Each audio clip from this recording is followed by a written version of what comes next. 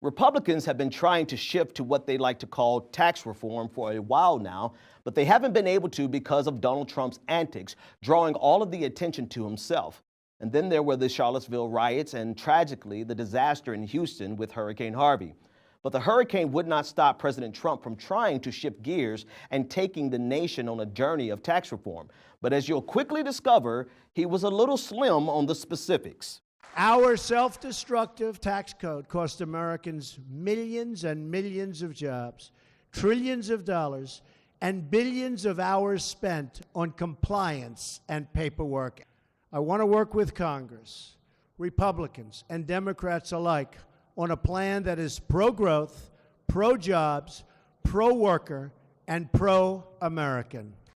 Okay, so far it sounds like the standard talking points. Of course, everyone is going to be in favor of a plan that is pro-jobs and pro-American, but how about some specifics, Mr. President? But in recent years, millions of Americans have watched that prosperity slip away in the rear view mirror, and it wasn't pleasant to watch. Yeah, so this is where the president is getting ready to explain why that is, right? He's going to explain that prosperity has been drained out of the middle class because wages not keeping up with the efficiency of the average worker, and that the working class has seen little to no growth in their salaries, to the point that the cost of living far exceeds their wages, such that working 40 hours a week in the working class doesn't add up to be enough for rent. I mean, Donald Trump is pointing out what everyone knows and feels, so surely he's going to at least take 20 seconds to explain why, right? If we want to renew our prosperity and to restore opportunity, then we must reduce the tax burden on our companies and on our workers. So let me get this right. Your solution to the dwindling prosperity of the middle class and the working class of America is to cut taxes on businesses. And notice how he just threw in workers for good measure, when in reality, one of the biggest problems is that the working class doesn't even make enough to pay federal income taxes. So clearly he can't be talking about cutting taxes on people who don't make enough to pay taxes. So what is he doing here if not discussing or disguising tax breaks for the wealthy in populist rhetoric in order to get poor people on board for tax breaks for corporations? I mean, this is so patently obvious that even Cruella de Vil's doppelganger, Ann Coulter, pointed it out in a tweet saying, quote, "Oh, stop pretending that this is letting families keep more of their money. Half of Americans don't pay taxes. This is for Wall Street." Now, keep in mind that Ann Coulter says half of Americans don't pay taxes as though she can't wait for the day that we take away the tax refund minimum wage workers get because they don't make enough to actually pay federal taxes. But the bottom line is somewhat the same. So far, Trump's speech is a total handout to Wall Street, but maybe he's going to explain it better next. So this is our once-in-a-generation opportunity to deliver real tax reform for everyday, hardworking Americans. And I am fully committed to working with Congress to get this job done. And I don't want to be disappointed by Congress. Do you understand me? Okay. Here are my 4 principles for tax reform. All right, here we go. Let's get to some specifics. We need a tax code that is simple, fair, and easy to understand. That means getting rid of the loopholes and complexity that primarily benefit the wealthiest Americans and special interests. Okay, finally, something we can actually dissect. Trump doesn't really say much here, but he seems to be referencing the same policy he's been discussing for about 2 years now. The need to simplify the tax code, lowering our 7 brackets down to 3 and cutting out all of the deductions and loopholes that he says are going to benefit special interests. But most people who have to deal with taxes every year understand why this is complete bull. The problem that we have with taxes isn't necessarily the number of tax brackets. It's honestly not even how complicated the tax code is, because most of us can either hire a reasonably affordable accountant or use something like TurboTax or something else like that.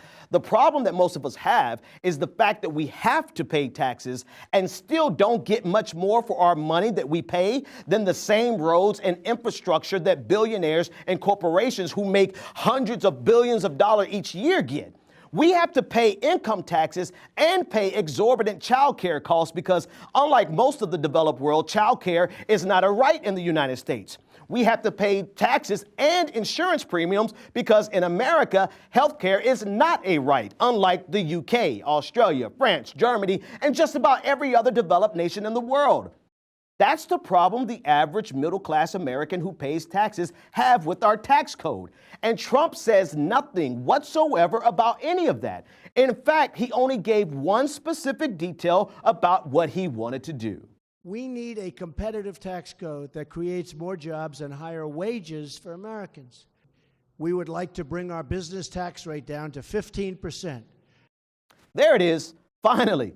The only thing Trump is specific about is cutting corporate tax rates down from 35% to 15% because, as we all know, if you cut taxes on the wealthy and on corporations, that's magically going to put money in the pockets of the middle-class people and totally not increase the deficits and discourage investment. But seriously, haven't we tried all this before?